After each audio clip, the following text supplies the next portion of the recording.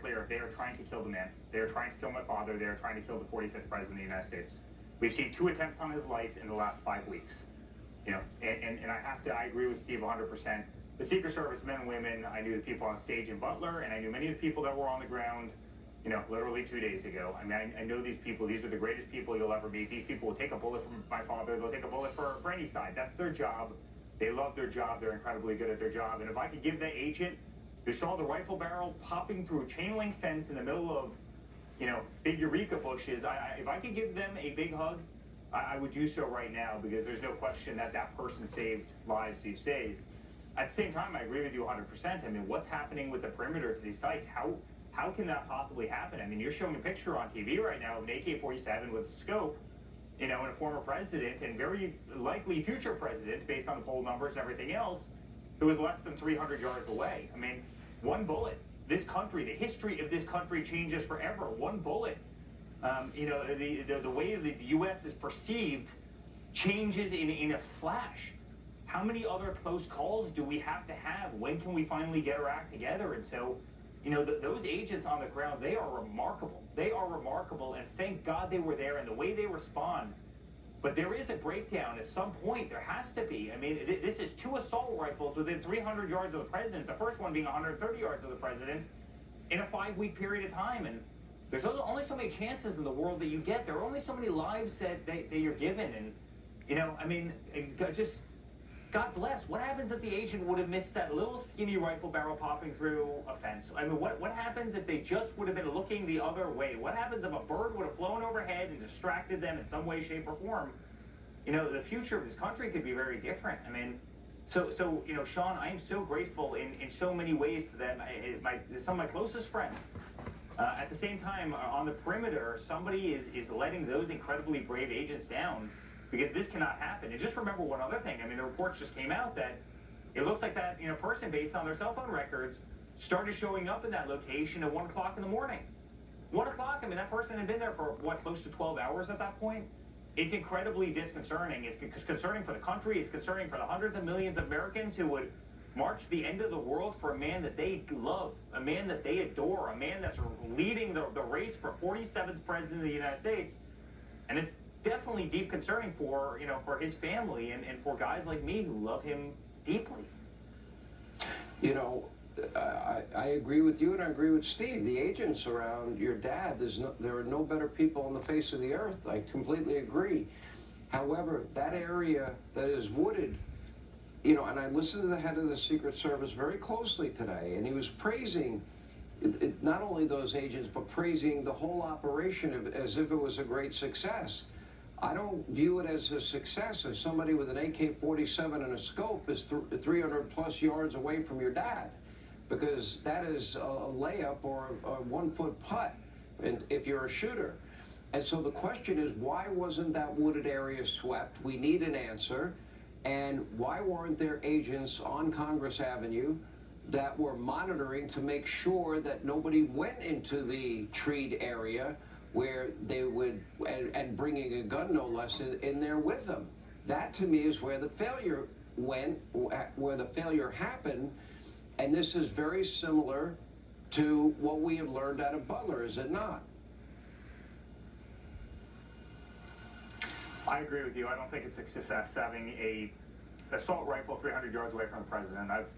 I've shot since I could walk, Sean. It's something I know very, very well. It's probably something I know better than, you know, most. I did it competitively. I did it in pretty much all the disciplines. A 300-yard shot is a layup shot with a modern-day scoped rifle. It is a layup shot. It's a shot that will be made every single time. The shot in Butler, Pennsylvania was a 130-yard shot. You know, that's a shot that my 6-year-old son can make every single time. Sean, these are layup shots, and it's incredibly disconcerting that is happening. I agree with you 100%.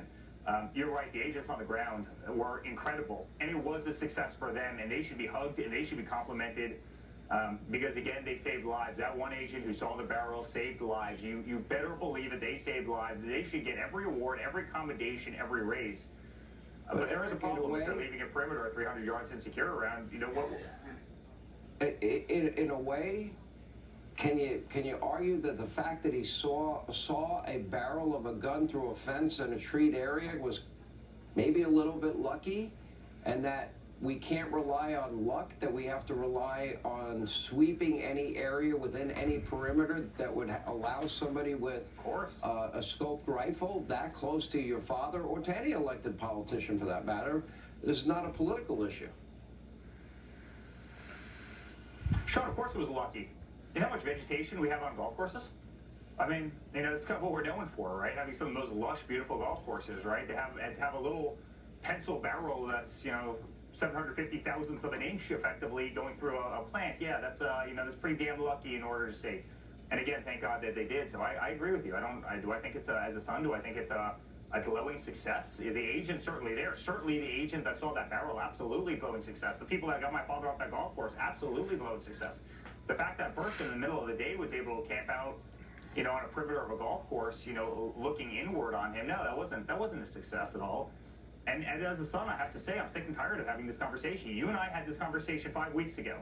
This exact same conversation under the same circumstances. It's disconcerting. You only have so many lives. And Sean, I go back to the fact, that man right there, that man is a hero to so many Americans. This is a guy who saved this country. This is a guy who spent the last decade fighting tooth and nail under the most unthinkable attacks to save the country, against his own comfort, against his own, you know, family's interest, against his business issue. They tried to take him down. They tried to throw him in jail. They tried to bankrupt him. They tried to separate his family. They tried to take him off the ballot and subvert democracy in this country.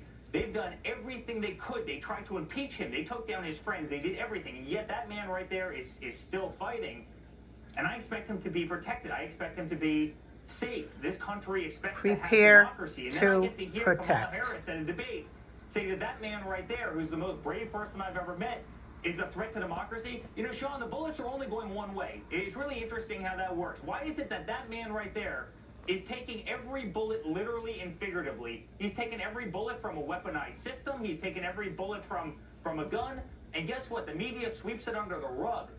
You know, I heard an interesting statement the other day. It was actually a meme the other day on social media that the Will Smith slap got more attention than Butler, Pennsylvania. And I think that's close to being true because the mainstream media swept it under the rug as quickly as they could and moved on to their next shiny ball to try and promote either Joe Biden at the time or Kamala Harris, which they do every single time. I mean, why is this person literally the punching bag for absolutely everything? And then you hear Kamala coming out and saying, yes, you know, Donald Trump is a threat to democracy. The only threat to democracy is the people who are trying to kill that incredible man right there. Again, somebody loved by the entire country. He is an incredible man. You know, they've got to tone down that rhetoric. The whole, you know, Joe Biden, we're going to put a bullseye on Donald Trump. That has to end. The Maxine Waters comments, they have to end. The mainstream media who goes after him every single day, it has to end. They are creating a culture of hate in this country. And you know what, Sean? If we ever lost one of our leaders, if we ever lost a presidential nominee, a former president, we'd look like a third world country. It cannot happen in the United States of America. They have to get the resources to keep our political leaders safe. We have to do a better job. We cannot have a third incident. There will not be a third incident. We cannot have this conversation again, Sean. You and I have had too many of them. Eric, you have every reason to be. Law enforcement, you're amazing, Eric. And the Palm Beach Police Department. Your dad will be proud of you. But I that am. area needed to be swept. And thank you, Hannity, for having him. Eric, we're glad your dad's okay. Thank you for being with us, and I don't want this Eric, conversation. this is the LadyRanger. Your father after the news broke. Is the most courageous president that ever was in the United States. Blaming Donald Trump with everything he's been through. He is the most courageous. Trust me on that. Cincinnati Enquirer listeners. A letter to the editor that says, "Oh, Trump brings a lot of this stuff on himself." The Washington Post columnist writing, Here we go. Attempted shooting gives Trump another chance Here to we frame go. Democrats as dangerous. Far-left podcaster Always Rachel turn it Vindman around. mocked the incident That's in a their now-deleted post writing, "No ears were harmed. Carry on with your Sunday afternoon." She's since deleted the post, calling it flippant, you think? And over on liberal cable news networks, well, things were not much better. Take a look.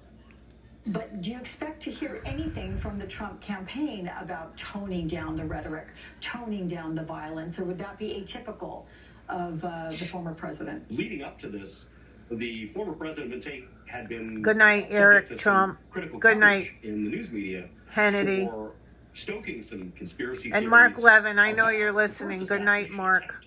And now that the second Good night, one Donald came Trump. along, Good night, it's gonna Melania be Trump. hard to Good night, persuade Barron him Trump. otherwise, that there is not some Good night, deeper, Trump darker family. force at work. I'm not saying that Prayers there are is, but here. this is just his belief system.